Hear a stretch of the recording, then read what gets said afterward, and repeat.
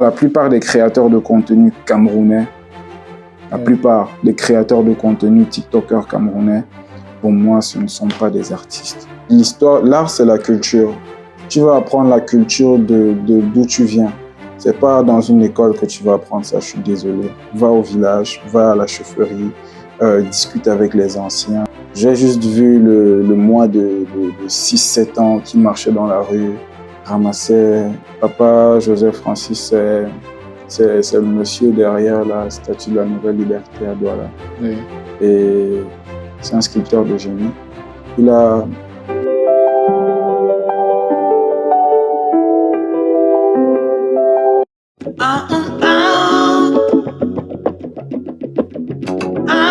Aujourd'hui, j'ai l'honneur de recevoir un jeune, mais pas qu'un jeune, un artiste pluridisciplinaire, talentueux, créatif, fort de son savoir, mais aussi de sa pratique. Il fait de la scénographie, la photographie, la peinture, la direction artistique. Comment on dit, c'est la pieuvre. Merci d'avoir répondu à notre invitation, Christian Siakam. Je t'en prie, Walter. Plaisir pour moi. Ok. Déjà, comment est-ce qu'on te présente? Pour toi qui as plusieurs casquettes. Si je dois me présenter, je dirais que déjà que je m'appelle Christian Siakam. Je suis informaticien, humain et j'aime l'art. Comment est-ce que vous avez commencé à pratiquer de l'art, si on peut dire en général? Je dirais que j'ai commencé... Je me suis rendu compte en fait que j'ai toujours fait de l'art. Du moins qu'à partir de ma très jeune enfance, que je faisais déjà de l'art. Parce qu'il faut dire qu'autour de 5-4 ans, voire 6 ans si je ne me dis pas de bêtises, je fabriquais déjà des petites figurines en fil de fer. Je dessinais mes propres bandes dessinées, cartes de jeu, bref, je faisais déjà un tas de choses qui pour moi sont un peu les prémices de ce que je fais aujourd'hui, tu vois, dans le sens où c'était déjà un peu la forme embryonnaire de ce que je fais concrètement aujourd'hui en termes d'art. Ouais. Okay. Et aujourd'hui, vous êtes parmi les artistes avec l'un des plus gros potentiels artistiques au Cameroun. Comment est-ce que vous arrivez à évoluer dans cet environnement? C'est assez difficile, mais je me suis toujours dit que peu importe les difficultés, et je pense que c'est quelque chose qui vaut pour tout le monde, si tu fais ce que tu aimes de façon intentionnelle et avec en anglais on dit dedication. Ouais, je sais pas comment traduire. Si tu fais vraiment ce que tu aimes de manière intentionnelle et en mettant toutes les énergies que tu as à ta disposition pour... je ne vois pas comment tu ne vas pas pouvoir t'exprimer ou alors un temps soit peu jouir de ce que tu fais. Et ça vaut pour tout le monde, peu importe la discipline. C'est vraiment la consistance et la dévotion. Mais sauf qu'on est dans, comme je dis, l'environnement dans lequel on évolue artistiquement ici au Cameroun n'est pas assez émancipé. Mais aussi, même au niveau de l'administration, on ne reconnaît pas encore le statut d'artiste jusqu'à aujourd'hui. Ouais. Mais comment est-ce que vous apercevez ça? Comment est-ce que vous, faisant partie de ces jeunes artistes avec un gros potentiel qui montent, vous arrivez à travailler ou alors à vous exprimer? En fait, c'est clair que les conditions ne sont pas les plus propices pour non seulement l'expression en tant qu'artiste, en tant que créatif, mais voilà, il y a toujours une façon de contourner le système, surtout quand on est Camerounais. Je pense que la plupart des Camerounais peuvent comprendre ce que je dis. Il y a toujours des moyens un peu de s'adapter, de contourner un peu le système, si je peux dire ça comme ça, trouver des failles pour pouvoir avoir son mot à placer ou bien avoir une scène d'expression. Donc, l'idée, en fait, c'est vraiment de, comment je veux dire ça, se donner les moyens de faire ce qu'on aime, en fait. Peu importe par quoi ça passe, parce qu'il n'y a pas de formule, il n'y a pas forcément de formule gagnante, il n'y a pas de formule magique. c'est vraiment de tracer un peu son circuit, trouver son mécanisme, j'ai envie de dire personnel, pour pouvoir faire ce qu'on aime. Ouais. Ok. Et parlant de ça, c'est vrai que vous avez parlé de contourner, mais parlons exactement encore de cet environnement-là. Est-ce que ça devient pour quelqu'un qui contourne ou alors quelqu'un qui se bat avec le système qu'on a, est-ce que ça arrive à être rentable ou assez lucratif? Déjà, il faut qu'on se dise la vérité. Il y a très peu d'artistes ou alors de gens qui se présentent en tant qu'artistes qui vivent de l'art au Cameroun.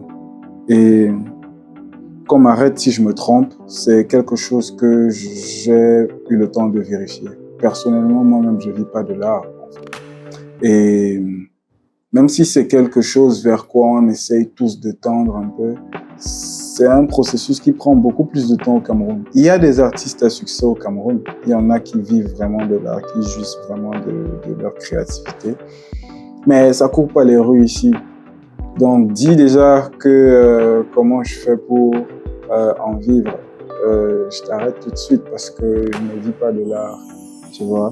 Et même si c'est quelque chose qui serait vraiment, comment dire ça, pas forcément la ligne d'arrivée, mais qui est un peu le but, si je peux dire ça comme ça, sans toutefois se dénaturer pour l'argent. Parce qu'il faut dire aussi qu'il est important de faire de l'art parce qu'on aime faire de l'art, pas parce qu'on veut se faire de l'argent. Sinon, tu n'es plus intentionnel, ce que tu crées n'est plus pur et tu perds ce truc-là en tant qu'artiste, cette spontanéité qui fait de l'art ce qu'il est en fait. Ouais. Mais je ne sais pas si j'ai vraiment répondu à ta question, mais en gros, c'est compliqué de vivre de l'art au Cameroun. C'est difficile. Certes, il y a des opportunités, on arrive à faire des choses qui sont un peu, d'un point de vue externe, incroyables, extraordinaires, mais ça reste tout de même très compliqué de vivre vraiment de l'art au Cameroun. Ok, tu vois, mais c'est vrai et c'est légitime, mais d'autres, comme vous dites, arrivent à vivre de l'art, d'autres... Est-ce qu'aujourd'hui on va confondre ou alors est-ce que c'est légitime d'appeler aussi des personnes qui créent du contenu des artistes ou alors des artistes aussi des artistes? Parce que des gens qui créent le contenu vivent de ça, d'autres arrivent à le faire grâce à TikTok et tout. Des artistes, comme vous avez dit, arrivent, mais c'est difficile. Comment est-ce que dans cet environnement-là, qu'est-ce qui peut être le plus rentable, le plus approprié pour quelqu'un pour y vivre? Déjà, comme je disais tantôt, il n'y a pas de formule magique, il n'y a pas de formule miracle, il n'y a pas un chemin que si tu le suis, tu vas forcément obtenir ce que tu veux. Du coup, c'est une question assez délicate quand même, parce que ça me met dans une position où je te dirais par exemple que si tu fais ci, si tu fais ça, moi déjà, j'estime pas encore avoir réussi. C'est vrai que j'ai mon petit chemin, j'ai pas mal roulé ma bosse depuis un moment, mais j'estime ne pas encore avoir réussi. Donc, qu'est-ce qui me met dans la position où je peux dire, par exemple, que toi qui crées du contenu, c'est pas de l'art, ou bien toi qui fais tes vidéos sur TikTok et tout, c'est pas de l'art. C'est quoi l'art même d'abord déjà? C'est quelque chose déjà qui est très subjectif, je pense. Là, c'est pas quelque chose de carré, quelque chose que moi je perçois comme, je sais pas, comme naturel, comme, comment je veux dire, comme commune, peut vraiment représenter pour quelqu'un tout un chef-d'œuvre artistique, tu vois. Il y a bien quand même dans les créateurs de contenu, les TikTokers et tout ça, il y a quand même une scission. Et la scission vient du fait de comment est-ce que tu utilises ton compte TikTok. C'est quoi le type de contenu que tu crées? C'est quoi ce que tu proposes comme contenu? À ce niveau-là, on peut faire une sorte de distinction entre les artistes sur les réseaux sociaux et j'ai envie de dire les créateurs de contenu, tout simplement. Parce que même le fait de créer du contenu, créer, c'est déjà faire de l'art, en fait. C'est pour ça je dis souvent que Dieu, c'est le plus grand artiste. Ou alors l'univers, si tu préfères. En vrai, créer déjà, en soi, c'est une œuvre, c'est faire de l'art, créer. Et même dans l'administration, tu peux avoir, par exemple, je ne sais pas, une RH qui est dans la ressource humaine depuis un certain nombre d'années et qui a réussi à tisser, je ne sais pas, un mécanisme de travail qui l'a fait un peu masteriser son domaine d'activité. À ce moment-là, pour moi, elle devient une artiste dans le domaine de la ressource humaine. Tu vois ce que je veux dire? Parce qu'elle a créé des automatismes, elle a créé des raccourcis, tu vois, pour pouvoir non seulement simplifier son travail, mais atteindre un niveau de performance plus ou moins optimal. Tu vois un peu ce que je veux dire? Donc, s'il faut partir sur c'est quoi l'art et tout, c'est vraiment un très gros débat, tu vois. Mais personnellement, la plupart des créateurs de contenu camerounais, la plupart des créateurs de contenu TikTokers camerounais, pour moi, ce ne sont pas des artistes. Je peux me permettre de dire ça. Créer, c'est de l'art, mais après, il y a aussi une âme dans ce qu'on crée. Il y a un truc dans ce qu'on crée qui rajoute cette dimension artistique-là. Tu vois ce que je veux dire? Et beaucoup des gens des TikTokers, des créateurs de contenu et tout, moi, personnellement, je trouve que ça manque un peu de ce truc-là pour la plupart. Il y en a qui vraiment font du très bon travail, mais personnellement, je pense qu'il y a beaucoup qui manquent encore de ce truc-là et qui sont peut-être dans ce domaine ou alors dans ces sillages-là par pur suivisme ou bien pour remplir des envies qu'ils ont calquées sur des gens. Tu vois ce que je veux dire? Tu vas avoir quelqu'un qui, voilà, il a créé son concept et tout, ça marche du tonnerre et tu as trop envie d'avoir la vie qu'il veut. C'est un problème dont on souffre encore beaucoup ici chez nous. Tu as trop envie d'avoir la vie qu'il veut, vas-y, tu vas prendre ton téléphone portable, tu vas te mettre derrière ta caméra, tu vas faire des trucs, j'ai envie de dire, je veux pas être dur, mais des trucs vides de sens et te faire appeler de tel ou tel nom, tel ou tel label. Et ça dénature le travail des gens qui le font de manière très intentionnelle, tu vois. Et c'est un peu dommage quand même. Mais après, les gens sont libres de faire ce qu'ils veulent, donc voilà. Ok, en parlant d'artistes, de création et tout, je veux qu'on entre exactement et précisément dans c'est quoi ton identité artistique à toi? Moi, je vais te répondre en te posant une question. Qu'est-ce que tu entends par identité artistique? Situe-moi pour que je puisse bien... Ok, pour le contenu que tu crées, pour les travaux que tu fais, qu'est-ce qui fait en sorte qu'on sache que c'est Christian Siakam ça? Ou alors, qu'est-ce qui fait en sorte que le message de Christian Siakam à travers ce qu'il a créé passe? Je ne saurais dire exactement c'est quoi, mais je pense que pour chacune des disciplines que je touche, et pour avoir déjà quand même fait pas mal de projets dans chacune des disciplines, je pense que si quelqu'un va à un défilé de mode et qu'il assiste à un défilé, il peut se dire que ça c'est des trucs à la Christian Siakam. Si quelqu'un lit un poème que j'ai écrit, je pense que il y a des gens qui suivent mon travail qui peuvent se dire ça ressemble au style de Christian Siakam et tout. En vrai, j'ai pas vraiment, parce que je prône aussi beaucoup la liberté et la versatilité, tu vois. Donc, j'ai pas vraiment, comment je veux dire, je peux pas dire que j'ai une identité figée. Tu vois ce que je veux dire? J'ai pas vraiment une identité figée. Peut-être en peinture, il y a dans mon style de peinture des éléments caractéristiques qui reviennent et qui peuvent mettre la puce à l'oreille en mode ouais, on dirait du Christian Siakam, tu vois. C'est quelque chose que les gens qui te suivent ou bien qui connaissent un peu ton travail peuvent toujours avoir. Mais personnellement, dans tout le reste, que ce soit la direction artistique, que ce soit la direction de défilé, la photographie et tout, je ne pense personnellement pas avoir une identité comment je veux dire, artistique, remarquable, en mode, tu vois ce que je veux dire, en mode quand tu vas peut-être, je sais pas, voir une vidéo, par exemple, où j'ai rédigé le script, tu vas te dire, je suis sûr que c'est Christian Siakam qui a fait ce script. C'est quand même quelque chose de très compliqué. Il faut avoir un certain niveau de connexion avec l'artiste pour arriver à ce degré-là. Oui. Même si je pense que j'ai quand même mon processus de création dans tout ce que je fais et que c'est peut-être dans ce processus de création-là qu'il peut y avoir, je sais pas, un sentiment d'identité, tu vois.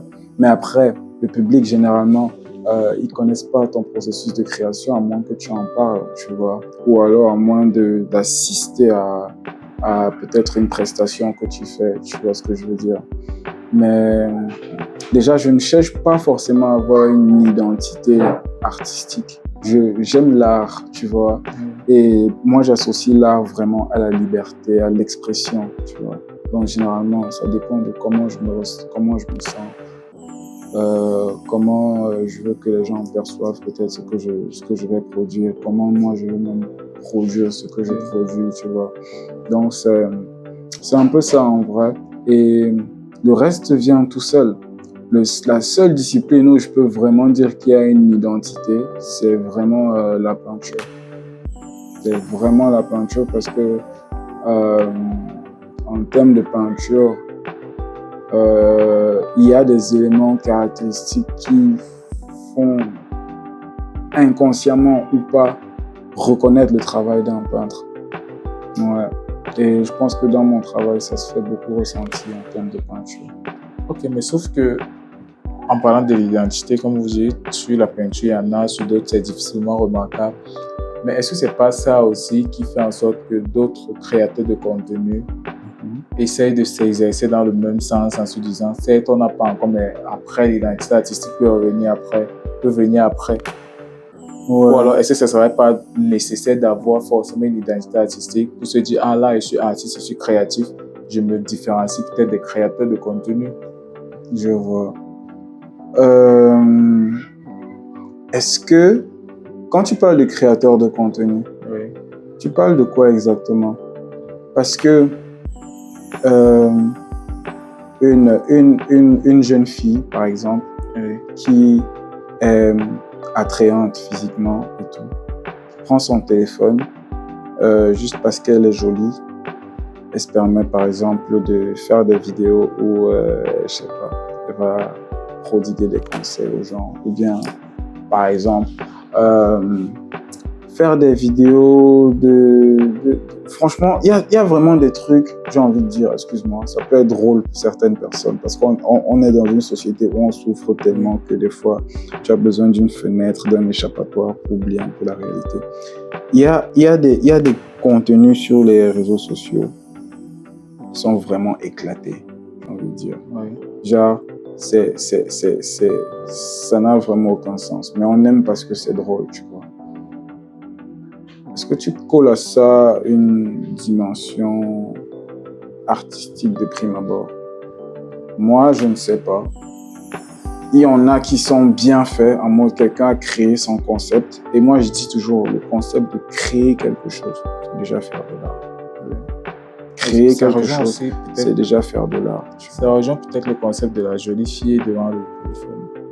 Bon, après, c'est subjectif. Comme j'ai dit tout à l'heure, ce qui peut passer pour de l'art pour quelqu'un n'est peut-être pas de l'art pour moi. Tu vois. Ok. Je ne prétends pas avoir, parce que c'est aussi quelque chose que les gens font. Moi, je ne prétends pas avoir la science infuse ou bien la connaissance même de ce qui est. Moi, je parle, quand j'ouvre ma bouche pour parler, je parle par rapport à mon point de vue généralement, tu vois. Oui. Et je pense qu'il y a pas mal de créateurs de contenu qui n'ont rien à voir avec les artistes, qui, créent leur contenu. Ça plaît à des gens pour X ou Y raison. Ils se font un nom et ils deviennent soit des influenceurs, au sens qui est souvent connu ici, ou alors, je ne sais pas, des gens qui auront un poids dans la société un poids plus élevé qu'un philosophe, qu'un grand écrivain camerounais, juste parce qu'il est beaucoup plus suivi. Et je trouve ça très dommage quand même, je te jure. Je trouve ça très dommage. Après, je ne juge pas.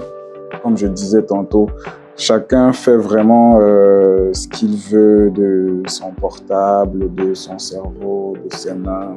Et voilà, ça plaît à qui ça veut plaire, mais on n'est pas tous obligés de suivre les mêmes trends.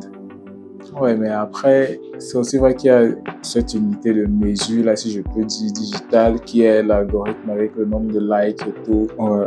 Est-ce que toi, tu crois que c'est quelque chose qui permet aux gens de se démarquer par rapport à ce qu'ils ont eu à faire? Ou alors c'est juste l'influence de la société qui décide d'hyper un certain nombre de contenus comparé à d'autres? Je dirais que ça va un peu dans les deux sens, parce que l'algorithme te permet d'être mis en avant dans la société. Les réseaux sociaux, après, ça reste des gens derrière leur téléphone, tu vois. Si l'algorithme te met en avant ou alors propose ton contenu aux gens, ça devient la société qui te porte à ce moment-là, tu vois. Mais moi, c'est quelque chose aussi qu'il faut dire, parce que faire de l'art pour les chiffres, c'est aussi un peu comme faire de l'art pour l'argent. Ouais. Parce que moi, je pense que la meilleure façon de faire de l'art, c'est de ne rien attendre en retour, en fait. Quand tu crées. Parce que, justement, il y a cette partie, il y a cette dimension où il faut en vivre, il y a des budgets qu'il faut mettre des fois pour créer et tout, tu vois. Mais je parle vraiment peut-être c'est utopique ce que je dis, la meilleure façon de faire de l'art, c'est de ne rien attendre en retour. C'est juste de créer et mettre ça dans la nature pour que ça aille résonner avec qui résonnera avec. Tu vois un peu ce que je veux dire. Maintenant, tu as les chiffres, les réseaux sociaux. Les réseaux sociaux, c'est un très bon moyen pour se faire connaître en tant qu'artiste, en tant que créateur de contenu, en tant que personnalité. C'est un très bon moyen de se faire connaître. Mais ça ne marche pas toujours comme on le souhaite. Et quand tu attends trop de ça, tu auras des frustrations. Pourquoi? Parce que tu vas te dire que, vas-y, moi je crée quelque chose qui a du sens, je crée quelque chose qui est réfléchi, qui est pensé. Quelqu'un prend son téléphone et il fait quelque chose que toi tu juges comme étant infondé, insensé. Tu seras frustré en fait. Tu vois ce que je veux dire? Par contre, si tu utilises les réseaux sociaux comme juste un moyen de partager ton travail, mais de partager ton travail, tu vois, tu en attends moins, tu restes un peu intentionnel dans ta façon de créer, parce que c'est ça aussi qu'il faut se dire. Il faut toujours conserver cette naïveté-là dans la façon dont on travaille, dont on crée. Je parle de naïveté pour dire cette pureté-là dans la façon dont on crée, tu vois. Et une fois que tu commences à en attendre de nombre de commentaires, nombre de vues, ça te met des pensées parasites dans la tête quand tu n'arrives pas à atteindre les chiffres que tu veux atteindre ou que tu penses que tu mérites d'atteindre. Et ça enlève un truc à ton art, à ta création, tu vois. Et c'est dangereux quand il commence à y avoir des trucs qui réduisent un peu l'impact ou alors l'âme de ce que tu crées, tu vois. Oui, c'est pour ça que je dis, les chiffres, c'est bien, mais moi, je dis toujours aux gens qu'il faut être dans la vie réelle. Il faut faire des trucs dans la vie réelle, parce que les gens qui sont derrière leur téléphone, ce qu'ils partagent, ce qu'ils relaient, ce qu'ils retiennent, c'est ce qui se passe dans la vie réelle. Donc, toi qui partages des trucs sur les réseaux sociaux, ça peut bien fonctionner, tant mieux. Mais moi, je suis des gens qui croient que si je fais quelque chose de concret dans la vie réelle et qu'il y a des gens qui regardent, moi, c'est plus impactant, c'est plus concret que quelqu'un qui a partagé son travail sur les réseaux et a eu de la notoriété. Ça peut aussi fonctionner pour lui. C'est pour ça que je disais, il n'y a pas de chemin miracle, il n'y a pas de chemin parfait. Oui. Chacun avec toutes les armes, avec tous les moyens qui sont à notre disposition, tu vois. Chacun les utilise et essaye d'en tirer le meilleur, c'est tout. Mais moi, je pense que la vie réelle, genre faire des trucs concrets, être dans l'œil du cyclone, là où les choses se passent, là où il y a tous les acteurs du truc et tous les adeptes du truc, c'est toujours plus important que d'être derrière son téléphone et de partager du contenu, tu vois, bien que ça puisse aussi fonctionner. Ok, mais et aussi, moi je veux savoir, quelle est votre relation avec les artistes camerounais? Parce que on en trouve, on en voit, mais aussi toi on te voit dans des événements, on te voit accompagner des gens. Quelle est votre relation avec ces personnes-là? Je dis souvent quelque chose, c'est que je n'ai pas... Ça va être très bizarre ce que je vais dire. Je n'ai pas d'ennemis, mais je suis pas l'ami de tout le monde. Tu vois un peu. J'ai pas de problème avec personne j'ai de problème avec personne dans l'industrie camerounaise. En tout cas, de mon côté, je n'ai pas de problème avec qui que ce soit. Et je fais vraiment l'effort de maintenir ça. Je pense que c'est vrai que ça reste dans le cadre professionnel. J'ai fait pas mal de collaborations quand même depuis que j'ai commencé. Et je pense que je les ai toujours menées plus ou moins bien. Du coup, je dirais que j'ai pas d'antécédent ou bien de quoi que ce soit avec un autre artiste ou un autre créatif au Cameroun, tu vois. C'est vrai que les choses ne se passent pas toujours comme on veut. Il y a des divergences au niveau des points de vue, des trucs comme ça. Mais il y a bel et bien cette catégorie de personnes que j'ai rencontrées. Et depuis le premier jour, on taffe super bien ensemble. On se rencontre même en dehors du milieu professionnel et tout. Mais vraiment, il y a d'autres relations qui sont vraiment plus centrées sur l'aspect professionnel, travail et tout, tu vois. Mais je dirais que j'ai une très bonne relation avec les artistes camerounais. En tout cas, pour ceux que je connais, ceux que je côtoie, tu vois.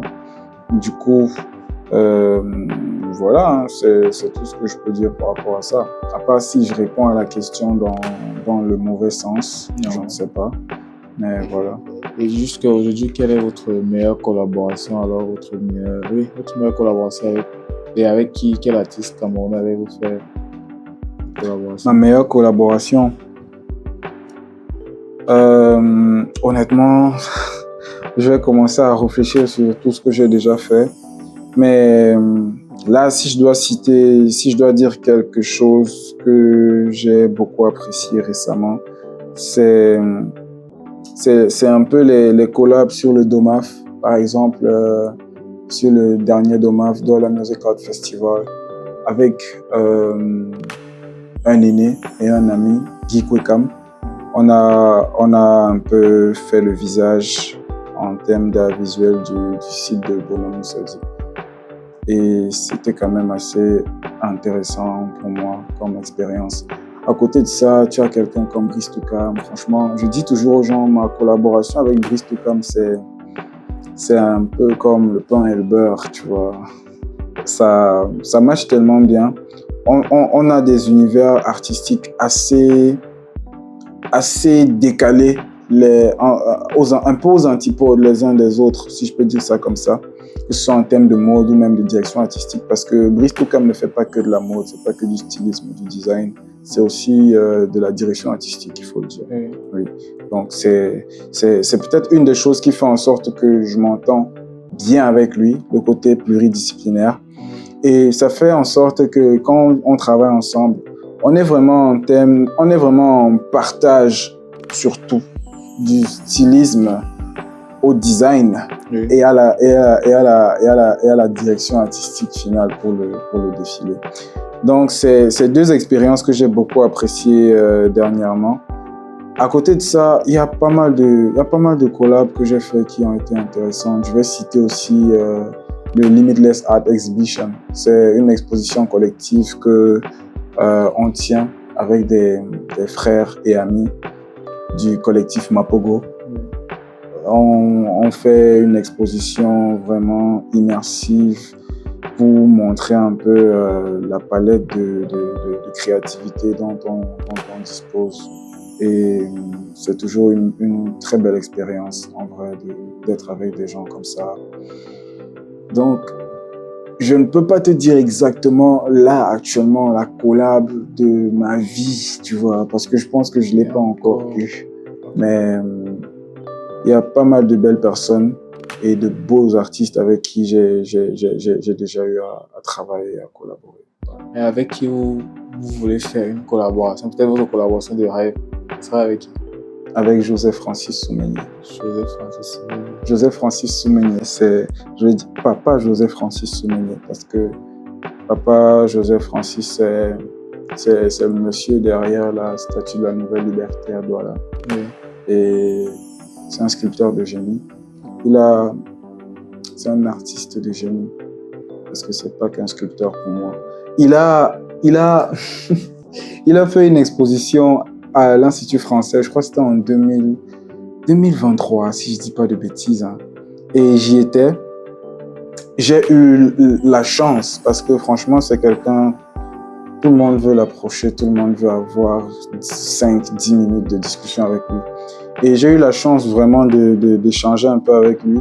Et il m'a parlé un peu de son processus créatif et dans son processus de création, genre comment il réussit à trouver les pièces avec lesquelles il crée ses œuvres. J'ai juste vu le mois de 6-7 ans qu'il marchait dans la rue, ramassait un bout de fer par terre, ramassait un bout de plastique par terre pour aller créer son petit univers chez lui, tu vois. Et c'est quelque chose vraiment que comment je vais dire ça? Regarde, rien que la dimension du gars, rien que la dimension du papy, tu vois, il a quelque chose d'écrasant. Quand je dis d'écrasant, c'est pas dans le mauvais sens, c'est en mode tu ressens la grandeur d'un homme, tu vois. Et rien que ça, c'est quelque chose que je n'ai pas vu dans beaucoup de gens, d'artistes au Cameroun. Et c'est autant de choses qui ont fait en sorte que je ressens un besoin de me rapprocher de lui, en fait. Je ressens un besoin d'aller apprendre chez lui, tu vois. Et pourquoi pas le sacre, avoir une collaboration avec lui ou bien faire un projet avec lui, tu vois. Ce serait vraiment l'idéal. Non, on te le souhaite, on le souhaite à fond. Merci. Et surtout, en parlant de formation et d'apprentissage, vous êtes, d'après mes recherches, autodidacte, vous êtes formé sur le tas. Mais est-ce que c'est la meilleure des voies pour arriver au résultat de ce que vous êtes aujourd'hui? Ou alors vous aurez aimé faire une école d'art? Je reviens encore avec ce que je dis depuis le départ. Il n'y a pas de meilleure voie, tu vois. Il faut juste essayer de trouver son chemin et de faire confiance à ses tripes, si je peux dire ça comme ça. Écouter la voix intérieure que tu as qui te dit vas-y en fait, tu vois. Et il faut aussi beaucoup carburer à l'amour. À l'amour, pas forcément l'amour des gens, même si l'amour des gens c'est important aussi, mais à l'amour de ce que tu fais et de ce en quoi tu crois. Oui. Moi, perso, tout ce que je fais, tout ce à quoi j'ai touché jusqu'ici en termes d'art et tout, c'était vraiment pour répondre à des besoins. C'est vrai qu'à partir du moment où j'ai pris conscience de ça, ça venait répondre à des besoins personnels, tu vois. Il y a bien eu cette période où c'était vraiment quelque chose de très ludique, dans le sens où, par exemple, je reviens à quand j'étais plus jeune et que je fabriquais des bonhommes de fil de fer. Il y avait vas-y, tu viens d'un écosystème pas forcément très nanti. Tu peux pas te permettre d'avoir les jouets que tu veux. Tu peux pas te permettre bref, d'avoir un certain nombre de choses, tu vois. Donc, justement, tu essayes de trouver des moyens de te faire plaisir toi-même. Donc, d'où le côté ludique. Je fabriquais des bonhommes de fil de fer pour avoir des figurines de jeu. Je fabriquais des cartes de jeu. Il y avait ce truc à la télé qui était vraiment du tonnerre. C'était Yu-Gi-Oh! à l'époque. J'ai toujours kiffé le concept. Et déjà même avant d'entrer au lycée, même si au lycée c'est devenu encore autre chose, avec les potes, on fabriquait nos propres cartes de jeux Yu-Gi-Oh, on jouait et tout. Mais déjà à cette époque-là, seul, bon, je n'étais pas seul, je viens d'une fratrie de 5. Oui. Donc, déjà à cette période-là, parce que je dis seul parce que j'étais vraiment dans ma bulle. En tout cas, c'est ce que les gens autour de moi m'ont toujours un peu fait comprendre, que j'étais vraiment un peu à part. Donc, dans mon petit coin, dans ma petite bulle, je me fabriquais déjà mes petits trucs à moi, tu vois. Ça, c'est des choses qui m'ont conduit à ce que je fais aujourd'hui, par exemple. Quelqu'un d'autre, je ne sais pas, il va aller en école, il va se rendre compte qu'il a un talent pour le dessin ou l'écriture. Il va aller en école, il va affûter son don, son talent. Oui. Et il va ressortir de là en artiste établi, mais vraiment bien, quoi. Tu vois ce que je veux dire? Mais ça ne garantit jamais le succès, l'école, tu vois. Moi, j'ai envie de faire une école d'art. Oui. J'ai envie de faire une école d'art, mais pas maintenant. Oui. Pour moi, je me dis, l'école d'art, c'est pas pour maintenant. Moi, je suis informaticien, tu vois. Je me forme encore en tant qu'informaticien, même si j'ai un master 2. Je considère que je suis toujours à l'école de l'informatique. L'art, vraiment, c'est vraiment le petit côté, c'est vraiment le truc un peu à côté, s'il faut dire ça. Même si ça prend une place qui se superpose avec l'informatique et une place qui est même peut-être plus importante que l'informatique à mes yeux, parce que je carbure à ce machin. Tu vois ce que je veux dire? Mais l'école d'art a ce truc qui te permet non seulement d'apprendre un peu de l'histoire de l'art, même si l'histoire de l'art, tu apprends ça un peu partout. Tu vois un peu. Parce que l'art, c'est la culture. Tu vas apprendre la culture d'où tu viens. C'est pas dans une école que tu vas apprendre ça, je suis désolé. Va au village, va à la chefferie, discute avec les anciens. Tu vois ce que je veux dire? Mais l'école d'art, non seulement ça t'apprend les techniques, ça t'apprend les courants, ça t'apprend un certain nombre de choses qui sont tout aussi importantes. C'est des trucs, en fait, si tu peux les rajouter à ton background, vas-y, fais-le. Mais c'est pas une garantie de succès, l'école d'art, pour moi, tu vois. C'est pas une garantie de succès. C'est pourquoi je dis, je ne pense pas forcément avoir besoin d'une école d'art. J'ai besoin, par exemple, je ne sais pas, de rencontrer des gens, de faire des résidences, d'être sur des projets, tu vois. Oui, ça, pour moi, c'est plus important que l'école d'art. Le diplôme d'art, en vrai, déjà que l'art, c'est très subjectif. Pour moi, c'est bien pour ceux qui l'ont, mais pour moi, vas-y, tu peux faire sans. Et il y a pas mal de personnes qui ont prouvé ça. Mais est-ce que, aujourd'hui, avec votre observation, vous pouvez donner une différence entre un artiste formé à l'école ou dans une école, d'ailleurs, un artiste autodidacte? Est-ce qu'il existe une différence à vos yeux? C'est peut-être des idées reçues, tu vois. Oui. Mais je pense que, vu que c'est un peu ce que les écoles, les formations préconisent, je pense, c'est peut-être des idées reçues, mais je pense que les artistes qui sortent des écoles ou des institutions formatrices ont toujours ce petit côté un peu académique là, où tu vas peut-être faire quelque chose comme ça, tu vas voir quelqu'un va te dire non, on ne fait pas comme ça, il faut faire comme ci, comme ça, mais tu vois, j'ai envie de dire, laisse-moi faire, tu vois. Est-ce que ça ne perfectionne pas ou alors ça n'aide pas à avoir un bon procédé? Ça peut perfectionner. Ou dans l'encadrement, ça peut perfectionner le truc, ça peut vraiment être une manière de bien utiliser le truc. Mais je pense que l'art, c'est quelque chose de tellement, c'est quelque chose qui doit rester tellement pur que même dans l'usage des matériaux et tout, tu vois, il faut laisser toujours la latitude au créateur de créer, il faut laisser la liberté là. Parce que moi, comme je te disais, j'associe beaucoup l'art à la liberté, tu vois. Et quand je te parle de liberté, c'est vraiment la liberté dans tous ses sens, tu vois, que ce soit dans le sens de la pensée ou bien dans le sens pratique même. C'est vraiment la liberté. Mais tu vas remarquer que généralement, les gens qui sont passés en école ou dans les institutions formatrices, ils ont un canevas qu'ils ont l'habitude de suivre, tu vois. Et je pense que ça les menote un peu. C'est vraiment quelque chose que je pense. Ça les menote un peu, ça les met un peu dans une sorte de boîte. Moi, je pense que quand tu deviens vraiment libre et que tu sors de cette boîte-là, tu te découvres de nouvelles facettes dont tu te découvres réellement. Je pense que l'école, tu vois, a son truc à apporter, dans le sens où ça te permet d'avoir, tu vois, comme une palette de choix, une palette de techniques, une palette de tout ce que tu veux, tu vois. Mais le côté où comment dire, ça t'insère un algorithme dans la tête, ça, je suis pas très d'accord avec, tu vois. Non.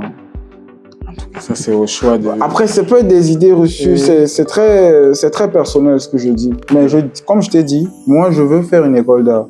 Je veux faire une école d'art, sauf que c'est pas le moment. Je pense que c'est quelque chose que je vais peut-être essayer de faire quand j'ai moins de pression et que je veux apprendre. Parce que moi, je suis en perpétuelle quête de savoir, de connaissances. En fait, je suis comme un terrain que je veux labourer tout le temps, cultiver et tout, tu vois. Donc, je pense qu'à un moment donné, ce serait bien pour moi de pouvoir faire une école d'art pour en apprendre davantage. Mais après, avec l'essor des réseaux sociaux, de la technologie et tout ça, il y a pas mal de trucs que tu vas apprendre en école, que tu peux apprendre en 2-3 clics aussi, tu vois. Mais il faut échanger. La transmission est toujours meilleure quand ça se fait par un humain, généralement, je pense. Ça, j'approuve. Et entrons aussi dans certaines de vos œuvres. Moi, j'ai eu la chance de lire, qui était le recueil de poèmes Misérum et c'est là d'être malheureux, si on peut revenir dessus. Moi, je veux demander, je pense pas avoir eu l'occasion de demander, qu'est-ce qui a été le déclic pour avoir écrit cette œuvre et comment est-ce que vous étiez dans cette période-là d'écriture dessus? Misérum et c'est l'art d'être malheureux. J'ai envie de dire que c'est peut-être l'un des plus beaux que j'ai écrit et l'un des plus intentionnels, même si la plupart du temps dans ma démarche, j'essaie d'être très intentionnel. Misérum et c'est en fait, même s'il n'est pas sorti le premier, Misérum et c'est le premier projet de poésie, d'écriture que j'ai. Et c'était vraiment un peu mon introduction dans le monde de la poésie, de l'écriture, si je peux dire ça comme ça. Pas que c'était les premiers poèmes que j'écrivais, mais c'était vraiment le projet avec lequel je voulais me mettre sur cette plateforme-là, me poser sur cette plateforme-là. Misérum et c'est en fait, comme son nom l'indique, c'est l'art d'être malheureux, parce que je dis souvent aux gens que je suis une personne triste, au fond, tu vois. Et en fait, je voulais entrer en connexion avec toutes les personnes, ou alors la majorité, ou alors le maximum de personnes qui me ressemblent ou qui ont vécu plus ou moins les expériences que je décris dans Misérum Essai. Je voulais entrer en contact avec eux, leur faire comprendre non seulement que, vas-y, déjà, leur procurer un sentiment de réconfort dans le fait qu'ils ne sont pas seuls. Deuxièmement, écrire le malheur pour semer le bonheur. Tu vois un peu, si je peux dire ça comme ça. Je voulais que Misérum Essai soit une sorte de médicament pour les gens malheureux. Tu vois un peu. Ouais. Et c'est ce qui m'a vraiment poussé à écrire ça. Maintenant, il y a bien 2 parties dans l'œuvre. Une partie qui s'appelle, la première partie, Fissure. Fissure parle vraiment des choses qui m'ont façonné en tant qu'humain. Les choses un peu à connotation négative ou triste, malheureuse et tout, qui m'ont façonné en tant qu'humain. Donc là-bas, j'aborde un peu la solitude, la nostalgie de l'enfance, les blessures, les troubles identitaires, plein de thématiques vraiment que j'explore d'un point de vue personnel, mais qui peuvent parler à une bonne majorité parce que on est tous d'accord que la plupart de ces choses-là sont des choses que beaucoup d'entre nous ont vécues en fait, même s'ils le taisent, tu vois. Donc j'ai voulu d'abord parler de ça, fissure. La deuxième partie, c'est cara patria. Cara patria qui veut dire chère patrie en latin. Pourquoi j'utilise le latin dans Miserum Esse? Parce que Miserum Esse aussi, c'est en latin. Ça veut dire être malheureux. Genre être malheureux, être misérable, tu vois. J'utilise le latin parce que c'est un recueil qui est écrit en majorité en français. Et le latin étant un peu l'ancêtre du français, je me dis, vas-y, on va faire un petit clin d'œil au latin, tu vois. Et je trouve aussi le latin très beau. C'est mon point de vue personnel. Donc, après fissure, il y a cara patria. Cara patria, en fait, parle du Cameroun, des malheurs de notre société, tu vois. C'est aussi quelque chose qui, pour les Camerounais, parce que je m'identifie beaucoup au peuple camerounais. Pour les Camerounais, c'est quelque chose qui nous fait, en fait. Notre écosystème, notre espace sociopolitique, la société ici chez nous. Donc, dans Cara Patria, c'est beaucoup cette thématique-là que j'explore, c'est-à-dire les injustices, les inéquités, les pressions sociales, bref, j'ai pas peur de le dire, hein, le gouvernement, la gouvernance du pays, parce que c'est quelque chose aussi qui nous bousille un peu le cerveau et qui nous a un peu mis dans certaines dispositions. C'est avantageux pour certains, mais il y a bien le revers de la médaille à côté, tu vois. Qui pour la majorité, ça... on va dire ça comme ça. Du coup, c'était un peu vraiment des choses que je ressentais avec une certaine intensité à cette période-là. Parce que 2023, je commence à me heurter à certaines réalités, en fait, dans notre espace culturel, social. Et pour moi, l'écriture a toujours été un peu comme mon moyen de vomir, en fait, tout ce que je n'arrive pas à dire à quelqu'un à l'oreille ou bien à confesser chez quelqu'un, tu vois. Donc, à ce moment-là, qu'est-ce que j'avais d'autre à vomir, à ton avis? Donc, c'est un peu ça. C'est un peu tout ce qui m'a poussé à pondre Miserum Esse. Je suis très fier de cette œuvre. Et je pense que c'est toujours l'une des meilleures que j'ai écrites. Il y a toujours des poèmes vas-y. C'est vraiment les poèmes qui ont tracé la suite de mon style préférentiel en termes d'écriture. Oui. Et par contre, il y a une autre que vous n'avez pas du tout vomi, mais vous êtes vous êtes mis à nu. C'était God Pace, exactement. Moi, je me suis dit, mais qu'est-ce qui se passe à ce moment-là? Et pourquoi une œuvre aussi descriptive de ta personnalité et tout? Comment est-ce que tu étais, comment est-ce que tu étais dans cette période-là et pourquoi avoir mis une œuvre assez ouverte sur toi et en utilisant aussi le côté le christianisme, c'était ça? Ouais. Quand je drop God Pace, il faut dire que God Pace, je me dis toujours jusqu'aujourd'hui que je pense que God Pace c'était un peu un péché. Je pense que God Pace c'était un peu un péché que j'ai payé par la suite d'une manière comme une autre. Je pense que je suis toujours en train de payer les frais de God Pace. God Pace, en fait, c'est parce que God Pace, c'est un jeu de mots. Oui. C'est un peu le rythme de Dieu. Le rythme de Dieu. J'étais arrivé à un point où, je crois que God Pace, c'est février 2024. Oui. J'étais arrivé à un point où j'avais vraiment tête dans les nuages, dans tous les sens. C'est-à-dire, je sentais que je prenais de la hauteur en tant qu'artiste. Et je rêvais, je me voyais déjà à un certain niveau. Donc, à ce moment-là, j'ai pas envie de, comment dire, je veux pas, même s'il y a bien de ça, je veux pas m'auto-proclamer, je ne sais pas quoi, roi du monde ou quoi, mais je veux parler je me mets à nu dans cette œuvre parce que je veux parler vraiment du parcours qui me mène à ce niveau où je me sens comme je suis. C'est pour ça que tu as des textes comme la Passion du Christ, tu vois, le petit jeu de mots, Passion du Christ, Passion du Christ, tu vois. C'est vraiment pour tracer un peu le chemin de croix qui m'avait conduit à ce point-là, tu vois.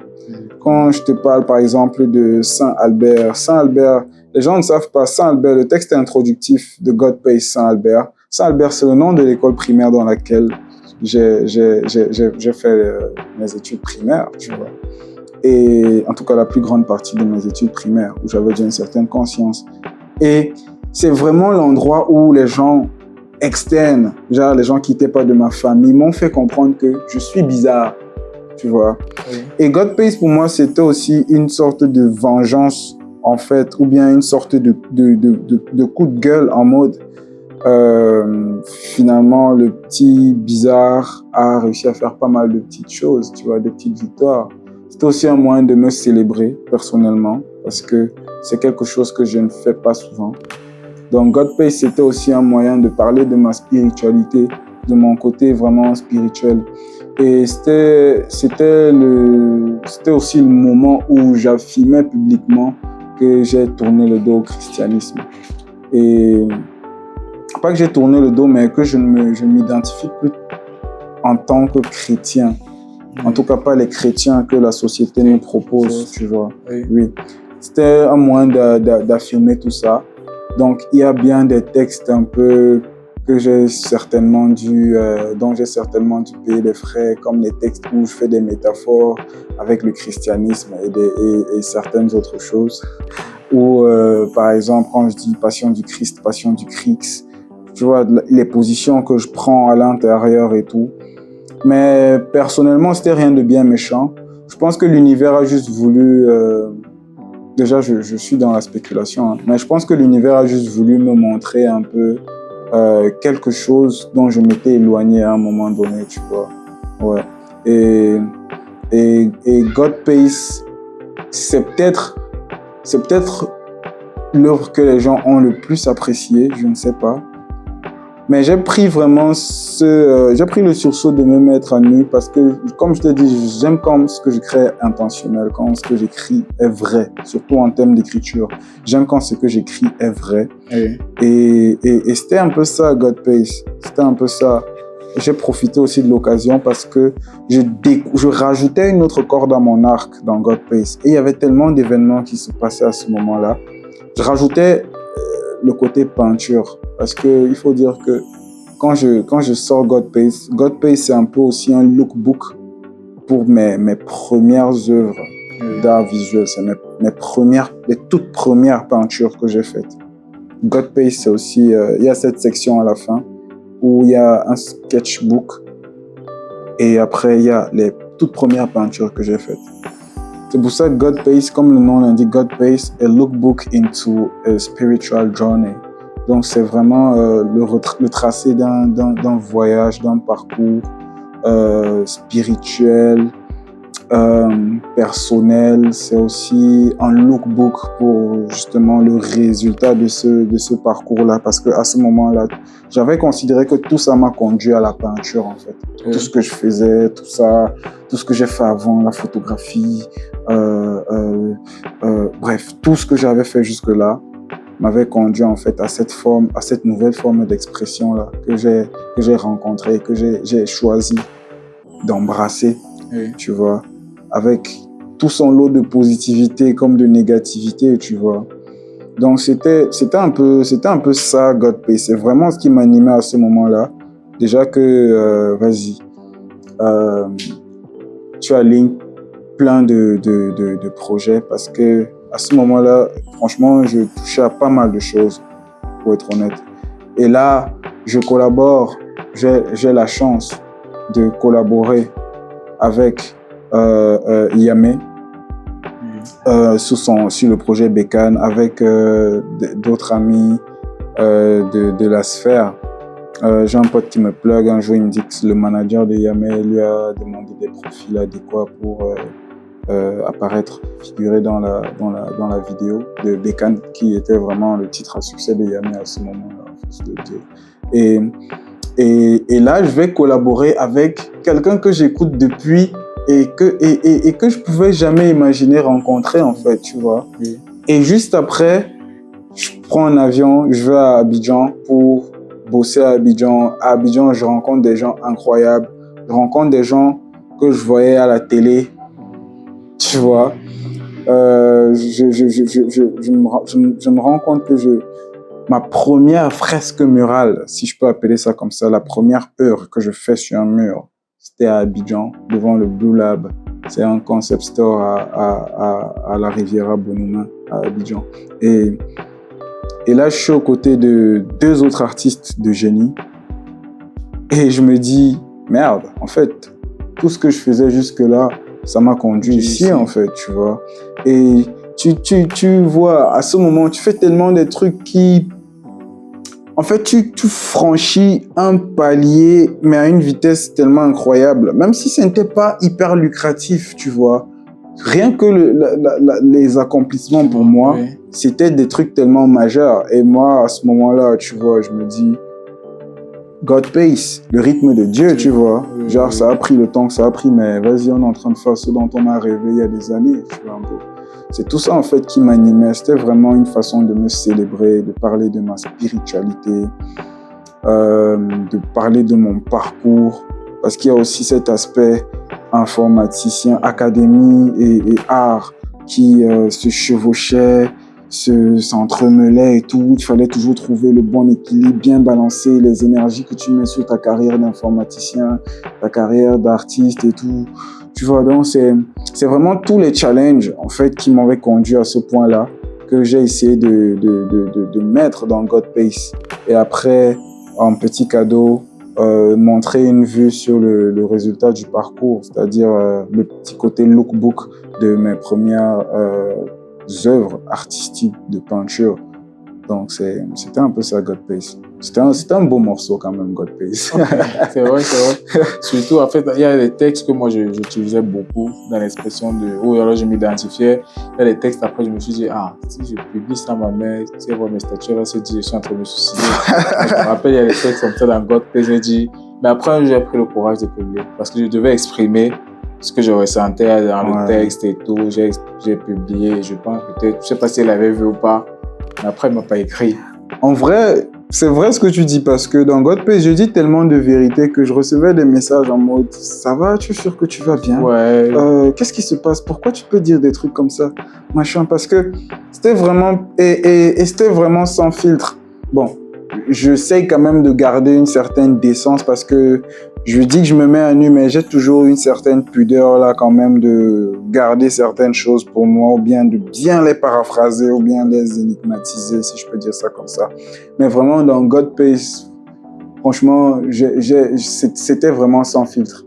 Et j'ai dit les choses de manière très brute aussi à certains endroits, comme dans le texte Inri, où je fais une métaphore de Jésus-Christ avec l'amour tel qu'il est perçu dans la société actuelle, tu vois. Et tu sais comment l'amour est parti en couille dans la société actuelle. C'est vrai. Vraiment, prends ça dans le sens global, genre tout ce qui tourne autour de l'amour actuellement. Donc, c'était un peu des choses qui ont choqué des gens et tout. Parce que moi, je viens d'une famille chrétienne de base. Genre, ma mère, quand on était jeune, elle nous amenait à l'église et tout. Donc, je suis chrétien de base. L'approche, je m'appelle Christian. Tu vois un peu le délire. Et là, du jour au lendemain, tu te lèves, tu dis que vas-y, tu es plus avec les trucs des chrétiens, là, tu vois.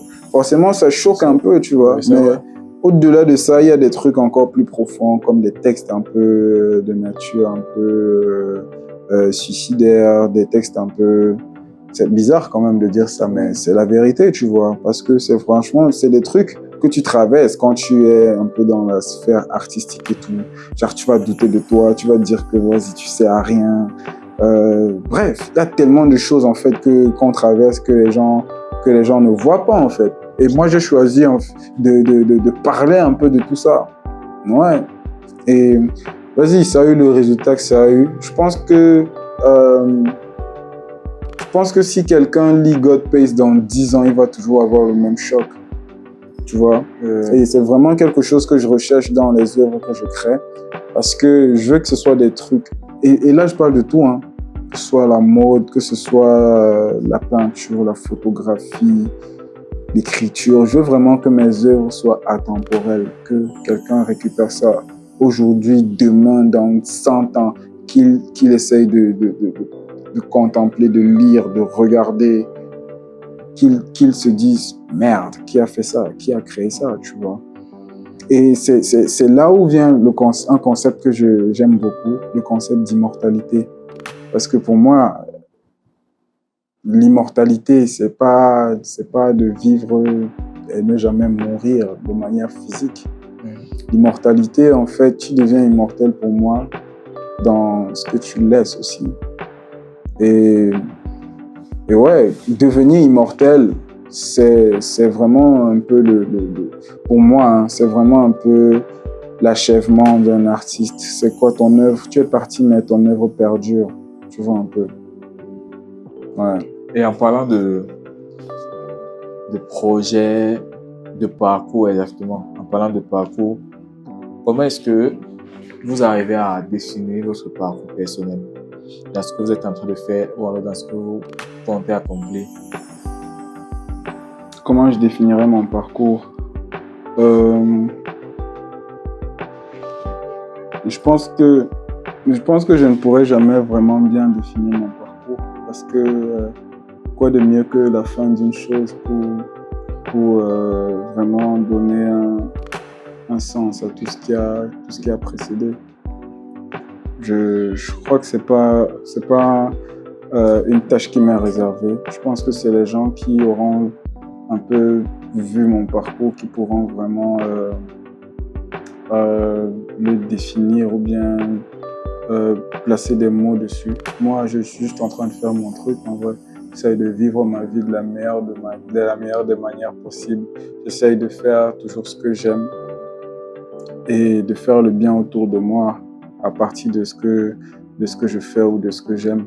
Donc, dire que me demander de définir mon parcours, honnêtement, c'est une question compliquée. Mais s'il y a bien quelque chose à laquelle je suis resté fidèle, ou alors à laquelle j'essaye de rester fidèle, c'est vraiment mon essence. Et je parle de mon essence en tant qu'homme, en tant qu'Africain, en tant que Camerounais, tu vois, ouais. Donc c'est un peu ça. J'essaye vraiment de suivre en fait la voix interne qui m'appelle, tu vois. Ouais. Mais après, me demander de définir mon parcours, c'est un peu comme mettre un label dessus et je ne saurais vraiment pas le faire, honnêtement. Et aujourd'hui, comme vous avez si bien dit tout au long de l'épisode, dans God Pace, ce qui vous a amené à écrire God Pace et ce qui vous a aussi éveillé à un certain moment, c'était la compréhension du parcours ou alors de ce que vous avez eu à vivre depuis petit, en ramassant des trucs et tout. Mais aujourd'hui, si vous deviez, moi je me dis quelque chose comme ça, est-ce que vous pourriez encadrer aussi les enfants qui sont dans les mêmes visions, alors qui sont dans le même comportement que vous avez quand vous étiez plus petit? Ouais, je peux essayer de partager un peu mon expérience ou bien de leur conseiller des trucs vis-à-vis de ce qui les appelle. Leur pas forcément conseiller parce que je me vois pas forcément comme un modèle à suivre, tu vois, parce que j'ai ma part de négativité, j'ai fait ma part d'erreurs et tout. Mais je pense que justement, ce chemin-là, les erreurs et tout, je peux proposer des trucs à quelqu'un de plus jeune pour lui éviter de tomber dans ces erreurs-là. Mais après, quand tu y penses, ce sont ces erreurs-là aussi qui ont permis à ce que je sois un peu ce que je suis en train de devenir, tu vois. Donc, est-ce qu'à un moment donné, il faut forcément, je sais pas, essayer de tracer ou alors essayer de vraiment créer le cocon parfait pour les plus jeunes? Ou alors, il faut aussi trouver le juste dosage pour leur permettre de faire les expériences eux-mêmes, de se cogner dans les murs qu'il faut, parce qu'il y a vraiment des murs contre lesquels il faut se cogner à un certain âge, tu vois. Mais je pense que oui, avec ce que j'ai vécu, et je dis pas avoir vécu l'enfer ou quoi, mais avec ce que j'ai traversé, avec mon petit vécu, je pense que je peux bel et bien prodiguer des conseils à quelqu'un pour essayer de lui permettre d'atteindre ou alors rapidement le meilleur pour lui, même si je ne sais pas mesurer le meilleur pour lui, tu vois. Parce qu'honnêtement, on est les seuls vraiment à savoir ce qu'on désire le plus dans nos têtes. Les gens peuvent avoir des idées de ce qui peut nous convenir, mais dans nos têtes, dans notre esprit, on sait vraiment le point qu'on aimerait atteindre, ce qui serait pour nous l'idéal. Même si c'est quelque chose qui évolue au fil du temps et qui n'est pas toujours fixé, tu vois un peu. Mais vas-y, gars, je pense qu'il y a aussi cette partie où les gens doivent faire leurs erreurs. On doit permettre aux gens de faire leurs erreurs. Moi, j'ai fait ma part d'erreurs, par exemple. Je vais même encore en faire, je suis sûr, tu vois. Mais je pense que je peux vraiment essayer de guider un plus jeune qui a les mêmes penchants ou bien plus ou moins la même vision que moi. Et comment toi, tu imagines la suite de ton parcours, par exemple?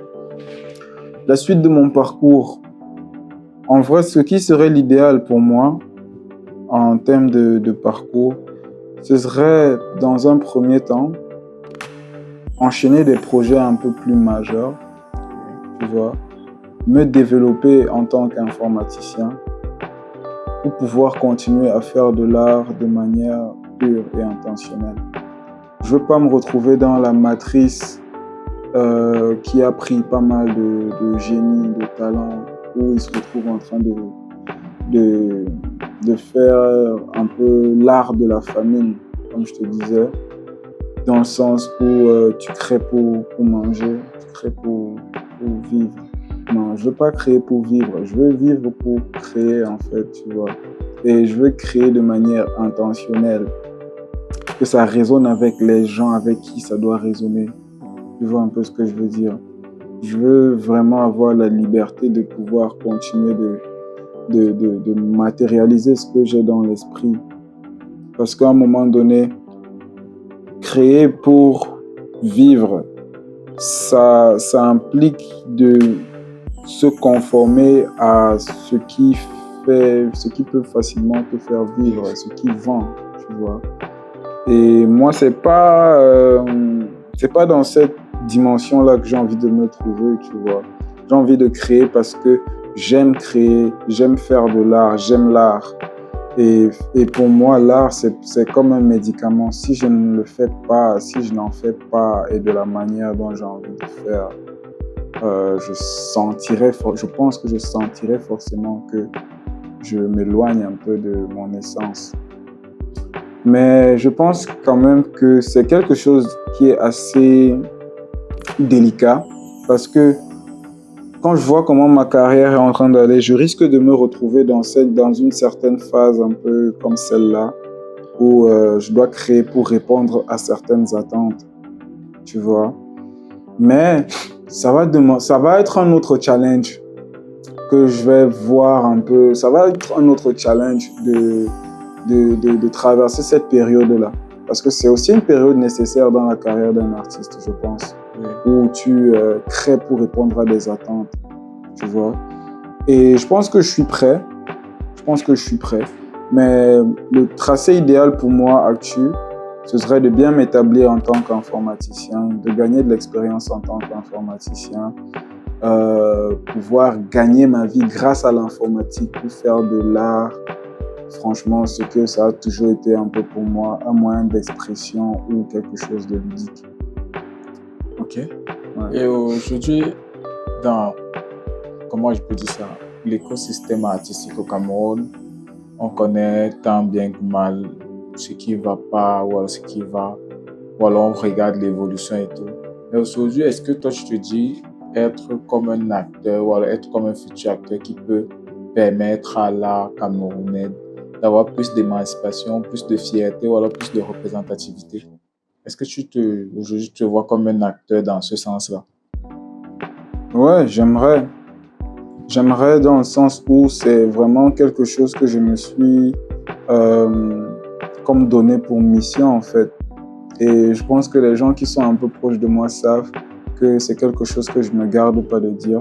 Moi, j'aimerais bien qu'on ait un meilleur écosystème et je veux créer aussi dans cette optique-là. Il y a, il y a une phrase que l'aïeux Coco Comenye aimait beaucoup dire, déjà paix à son âme. Coco Comenye, je l'ai pas beaucoup connu, je prétends pas l'avoir beaucoup connu, mais il y a cette phrase qui disait souvent que l'art n'est rien s'il n'est au service de l'homme. Et si la meilleure façon pour moi de mettre l'art au service de l'homme, ou alors au service de ceux à qui on s'identifie, je m'identifie le plus dans notre contexte social, ce serait de le mettre au service en fait de la sphère culturelle, en fait, artistique. Donc, je ne vois pas comment, en tant qu'artiste et humain qui veut être au service de l'humain, je ne chercherai pas à saigner un peu notre écosystème artistique, culturel, parce que on en souffre en tout cas. Et ça se répertorie même sur les profanes du milieu. Parce que l'art dans une société, l'art, c'est la culture d'un pays, c'est la culture d'une société, d'un peuple. Et tu ne peux pas dire que à ce niveau-là, ce qui nous définit, parce qu'en tant qu'être humain, en tant que peuple, c'est un peu la culture qui nous définit, d'où on vient, notre essence, comme je dis souvent. Et si ce n'est pas, comment je vais dire ça, si ce n'est pas valorisé, si ce n'est pas mis sur le piédestal auquel ça correspond, on aura des problèmes dans d'autres couches sociales. Peut-être les gens ne s'en rendent pas compte, mais moi je pense que oui, on aura des problèmes dans d'autres couches sociales, comme que ce soit l'éducation. Parce qu'aujourd'hui, c'est assez dommage, mais aujourd'hui, de moins en moins de gens parlent nos langues, tu vois. Pourtant, c'est quelque chose, même si certains y voient des freins, par exemple, je pense que c'est quelque chose qui doit rester. Je ne suis pas en reste parce que je ne prétends pas maîtriser ma langue. Je parle de langue traditionnelle, mais je trouve que c'est quelque chose qui devrait, c'est quelque chose qui devrait vraiment être encadré, notre espace culturel, artistique, parce que ça a des impacts sur des choses qui sont pour la plupart plus importants, tu vois. C'est vrai qu'on a encore des problèmes d'une certaine nature qui font en sorte que l'art soit vu comme une perte de temps et tout. Mais il y a toute une éducation là qu'il faut refaire avant même de commencer à toucher le cœur même du problème qui se retrouve dans l'industrie lui-même. Tu vois ce que je veux dire? Ouais. Ok.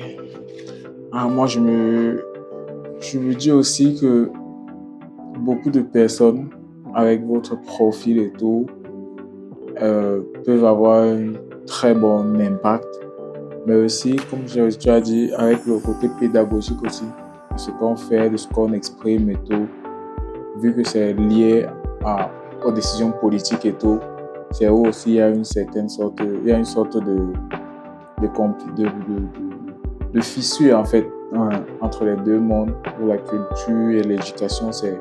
Parce que l'éducation qu'on reçoit aussi, nous, moi, honnêtement, c'est l'éducation d'une autre culture. Ouais. Ceux qui nous ont Littéralement. colonisés et tout. Et voilà. Maintenant, je veux aussi, ça ce sont les dernières questions aussi que j'ai. Je veux aussi savoir, à la différence aussi, je veux connaître la différence aussi qu'il y a entre d'autres cultures que tu as découvertes ailleurs à travers tes voyages et par rapport à celles qu'on a au Cameroun. Est-ce qu'il y a une similitude? Est-ce que les créatifs dans tous les environnements ont la même façon de penser ou ont les mêmes missions et tout? Je vais parler d'un cas Oui, pour avoir beaucoup mis les pieds dans ce pays-là, la Côte d'Ivoire. oui, Je vais régulièrement à Abidjan, genre presque chaque 2 ou 3 mois, parce qu'avec mon oncle, il tient un showroom à Abidjan, il est tailleur. oui. Et à mes heures perdues, genre quand je travaille pas avec lui et que j'ai un peu de temps pour moi, je fais mon exploration, tu vois, Oui. tout bonnement. Et je suis tombé sur une sphère incroyable en Côte d'Ivoire, parce que quand tu vois comment eux ils travaillent, en tout cas ceux avec qui je traînais, quand je vois comment ils travaillent, je me dis qu'on a encore pas mal de choses à refaire dans nos mentalités, premièrement, ici. Parce qu'ils sont très axés sur la collaboration. Ouais. Je ne dis pas qu'ils collaborent tous ensemble, tu vois. Mais ils sont très axés collaboration. En mode, Bon, je connais un pote qui est, par exemple, il est designer. Il a une marque qui s'appelle Jenna, qui est d'ailleurs devenue un peu l'une de sinon ma marque africaine préférée, je dirais. Parce que Jenna, en fait, quand il te parle du processus de création de sa marque, quand il te parle de l'idée derrière sa marque, de l'identité de sa marque, quand tu vois comment il travaille, je suis allé dans son atelier à Yopougon, je vois les gens avec qui il travaille. En fait, c'est vraiment incroyable parce que tu te dis qu'il suffit juste d'avoir bon cœur et de collaborer. Genre, de collaborer dans le sens, pas d'écraser l'autre ou bien de gagner sur l'autre, mais de se mettre l'un et l'autre en lumière. Je me suis rendu compte là-bas, par exemple, que des artistes comme Didi B et plein d'autres, en fait, ils n'ont pas peur, parce que c'est vrai qu'ils sont jeunes, mais ils n'ont pas peur d'aller voir des jeunes créatifs, des jeunes artistes qui savent faire quelque chose et travailler avec eux, leur proposer les contrats qu'il faut, les mettre dans les conditions qu'il faut et travailler avec eux comme avec des professionnels. Ça, c'est un problème qu'on a encore ici. Parce que tu as des aînés qui vont te voir parce que, vas-y, tu pourras avoir peut-être l'âge de son cadet ou bien même de son fils. Il ne va pas te prendre au sérieux. Mais il y a une chose qui est bien sûre, c'est que si tu viens vers moi pour quelque chose, c'est que tu as vu que je peux remplir la tâche, en fait. Et pour quelle raison est-ce que je ne devrais pas recevoir le contrat que tu aurais proposé à un Nigérian ou à un expatrié? Tu vois ce que je veux dire? Il faut qu'on se respecte d'abord entre nous et que voilà, qu'on se voit vraiment comme des collaborateurs sur une même échelle, parce que venir vers quelqu'un, lui proposer de faire quelque chose pour toi ou bien venir vers quelqu'un avec un projet, c'est parce que quand tu as fait ton listing, quand tu as un peu scanné la sphère là, tu t'es dit que lui, il a le profil, il a les aptitudes, les compétences pour remplir la mission. Mais propose-lui un contrat que tu aurais proposé, je ne sais pas, à un artiste qui vient peut-être du Nigeria, ou bien qui vient du Ghana ou des States. Tu vois ce que je veux dire? Ouais. Pourquoi est-ce que j'ai toujours eu cette impression qu'on fait beaucoup de la lèche aux gars à l'extérieur, mais que ici, on ne sait pas se donner ce respect-là qu'on mérite. Et le respect, pour moi, c'est pas forcément l'argent. Parce que des fois, tu peux comprendre que, vas-y, on est en budget réduit et tout, mais qui est quand même, je ne sais pas, un dispositif ou bien des conditions propices pour créer, pour travailler, mises à disposition de nos artistes. Ça, déjà, c'est quelque chose qui va changer la vision sur l'art dans ce pays. Tu vois. Rajoute même le crédit. Oui, bien. Même le crédit, par exemple. Tu vas faire des projets avec quelqu'un et il ne te donne pas le crédit de ton travail sur ce que tu as fait, mais déjà, tu ne me payes pas pour quelque chose que je devrais forcément être payé. Tu ne me traites pas bien pendant qu'on travaille. Oui. Et même le crédit de mon travail, tu ne me le donnes pas, mais où est-ce qu'on est, gars? Tu vois un peu ce que je veux dire? C'est vraiment incroyable, mais c'est des choses que les autres, ils ont déjà compris. qu'il faut mettre l'humain avant l'artiste. Tu vois un peu le délire? Parce que si on fait tout ce qu'on fait, on fait tout ce qu'on fait. Pourquoi? Parce que quelque part aussi, on veut en vivre. Oui. Oui, on veut en vivre. C'est vrai que je parle de créer librement et tout, mais on veut vivre, on veut savoir qu'on est reconnu pour ce qu'on fait et qu'on peut vivre de ça pour continuer aussi de le faire. Tu vois un peu? C'est des choses qui nous manquent encore ici, gars. Ouais, je te jure. Parce que, comme je te disais, par exemple, à Abidjan, il y a des artistes qui sont confinés, que ce soit là-bas ou un peu à l'extérieur. Ils sont confinés, mais ils viennent voir des jeunes qui font bien ce qu'ils font pour travailler avec eux. Et ils travaillent avec eux dans les conditions normales. Tu vois, travailler avec eux, pas comme s'ils vont travailler avec un petit à qui il va juste donner un petit truc. Tu vois un peu, non. Ils te voient. Vous savez entre vous que lui, c'est mon grand frère, c'est peut-être même mon père, ou bien, tu vois. Mais la manière avec laquelle il te traite, tu te sens respecté. Et dans ces conditions-là, même ce que tu crées est de meilleure qualité. Quand tu crées dans un bon environnement, quand tu vois un peu, on ne s'aime pas assez au Cameroun. Ça, c'est clair. Ouais. On n'aime pas assez le succès de l'autre. Ça pique souvent de voir l'autre avoir du succès. Tu vois? Sans savoir, et ça, c'est quelque chose aussi. Si moi, je suis ton ami, je collabore avec toi, j'ai tout intérêt à ce que toi, tu réussisses. Et vice-versa. Ça, oui, aussi.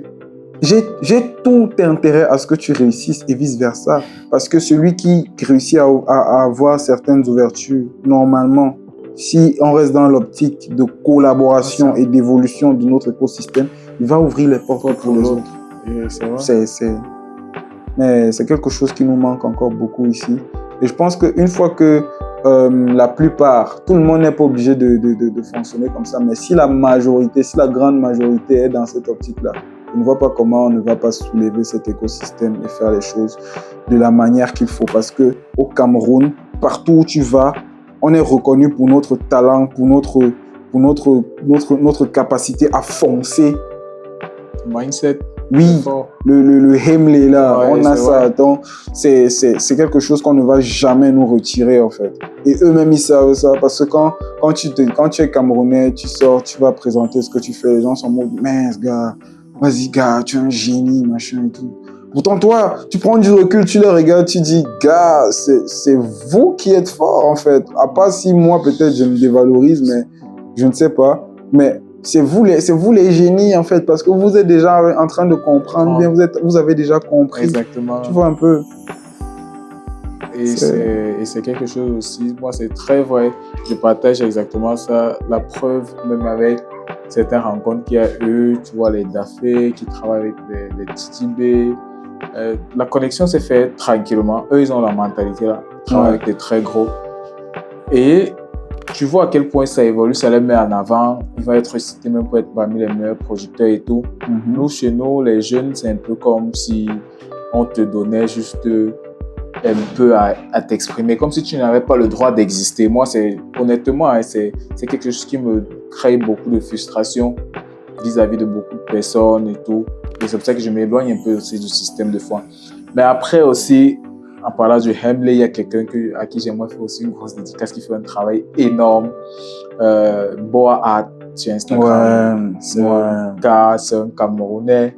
C'est un Camerounais. Fort, oui. Quand je te parlais de la fresque murale qu'on a fait devant le Blue Lab à Abidjan, c'était avec Boa Art et un artiste ivoirien qui s'appelle Georges Brully. Voilà, donc, mais lui là, parce que moi je dis ça parce que, et comme on parlait tout à l'heure des artistes ou alors du fait d'écrire à certains artistes qui sont à l'extérieur, qui ont compris ça, eux ils te répondent. Moi j'ai échangé avec lui, il m'a dit c'est vrai et tout, mais sauf que j'avais découvert son travail via un documentaire de Youssoupha. Oui, en fait, il a fait la cover du dernier projet de Youssoupha. Et lui-même, il parlait de ça. Et après, lui-même, il dit, c'est le Hemley, on a ça, on est Camerounais. Du coup, moi, il faut que aussi, nous, à l'intérieur du Cameroun, on arrive à se mettre en avant, on arrive à se porter. Comme tu disais, on a intérêt à ce que dans les collaborations, chacun essaye de briller. C'est clair. Sans forcément masquer à la lumière sans de masquer l'autre, ou alors jalouser. Surtout ça. Mais on ne pouvait pas finir sans parler de quelqu'un. Et aussi, quelqu'un qui est de ta famille, qui brille à la NBA. C'est très fort. Pascal Siakam. Pascal. Parle-nous un peu de lui. Vrai, et de qui il est pour toi exactement. En vrai, il faut qu'on mette la lumière sur cette affaire avec Pascal. Parce que c'est quelque chose qui revient beaucoup, tu vois. Tu sais, les familles africaines sont très grandes, tu vois. J'ai littéralement pas d'affinité avec Pascal, tu vois. C'est plutôt son père, en fait, père son âme. Parce que Pascal, son père, en fait, qui était maire du village dans lequel j'allais pendant les grandes vacances, une certaine période, Makénéné. Et justement, comme il était un ami de mon grand-père, genre son père, c'était un ami de mon grand-père, que tu comprennes un peu. Donc, des fois, vu que son père était maire, et, très belle personne, très bon humain, je te jure. Nous, on allait souvent un peu chez lui, tu vois. Et quand il passait dans le village et tout, salut et tout, tu vois. Mais on m'a fait comprendre en fait que de manière très éloignée, j'ai envie de dire, qu'il y a de la parenté entre mon grand-père et son père, tu vois. Ou alors que c'était juste une amitié trop poussée, tu vois. Mais je dis toujours aux gens, Pascal, je ne suis même pas proche de lui. Je suis proche d'autres gens de sa famille, en fait. Tu vois le délire. Mais c'est quelqu'un aussi qui est une très bonne personne, selon moi. C'est franchement, c'est un humain. C'est vraiment un humain avant d'être l'athlète de renommée qu'il est. Et voilà, ça ne retire rien au fait que c'est quelqu'un dont moi-même je suis très fan. Et ouais, j'espère que voilà, qu'un de ces jours, on va pouvoir se poser tranquillement et avoir, je sais pas, une conversation, ou bien se retrouver en train de réaliser un projet ensemble. Parce que voilà, ce serait bien, tu vois, ce serait vraiment bien. Moi, j'ai entendu dire que c'est après le Pascal Siakam de la NBA, c'est vous le deuxième Siakam. C'est ce que les gens disent souvent, mais il y a pas mal de Siakam sur Terre, hein. Je te dis la vérité. Il y a beaucoup de Siakam sur Terre.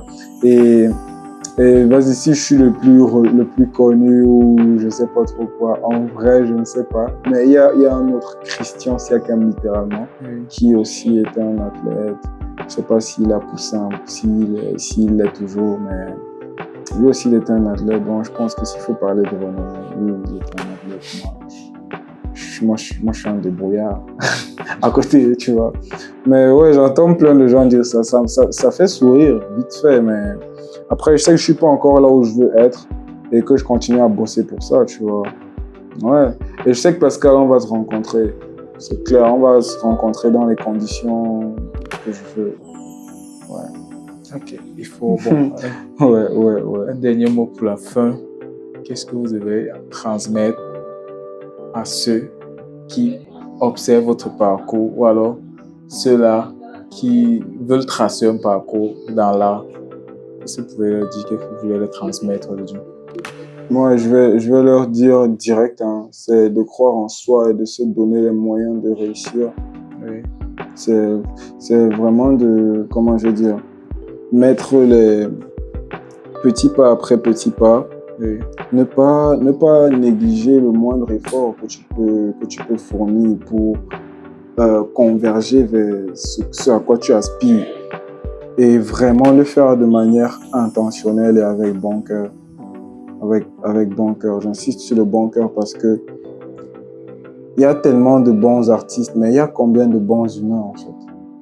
Pourtant, c'est l'humanité qui nourrit l'art. C'est ton vécu en tant qu'être humain qui nourrit ton art.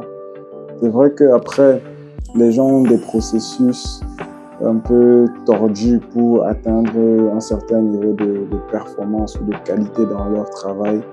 Mais c'est vraiment, moi je pense vraiment, je suis de ceux qui pensent que c'est l'humanité qui nourrit l'art et que voilà, si tu crois vraiment en ce que tu fais, si tu te donnes les moyens d'atteindre ce que tu veux, tu vas rencontrer les gens qu'il faut.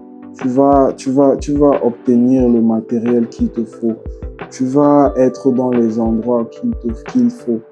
Donc, il faut vraiment mettre les chances de son côté, se donner les moyens tous les jours et partir vraiment de ce que tu as. Parce que les raccourcis,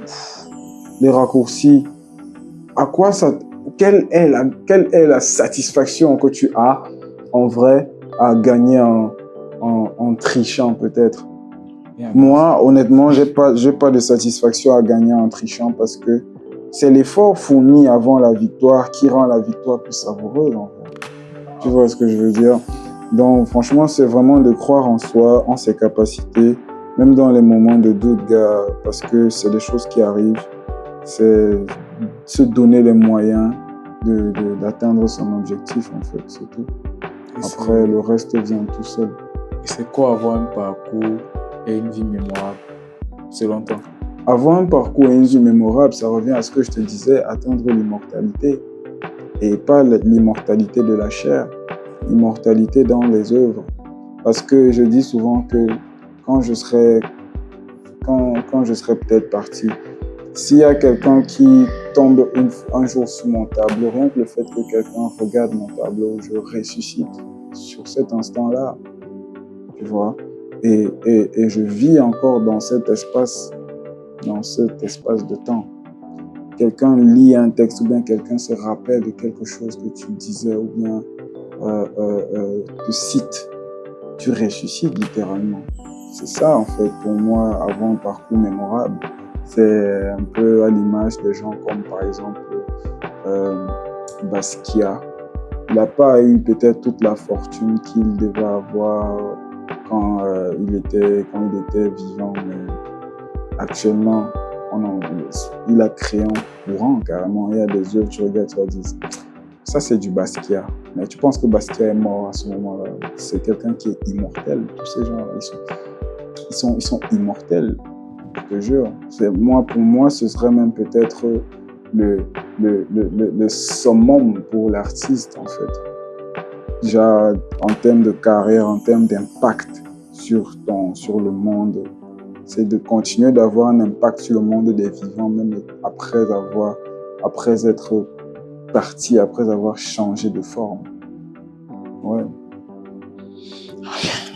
Ah, je pense qu'on a passé un bon moment. On s'est tout dit, même s'il y en a encore qu'on va continuer à se dire, ou alors reprogrammer d'autres trucs, travailler sur des projets, mais c'est clair. Je te souhaite le meilleur et on espère vraiment que tu laisseras ton empreinte. Merci beaucoup. Aussi mémorable et immortelle qu'il soit. Merci. Merci à toi. Merci.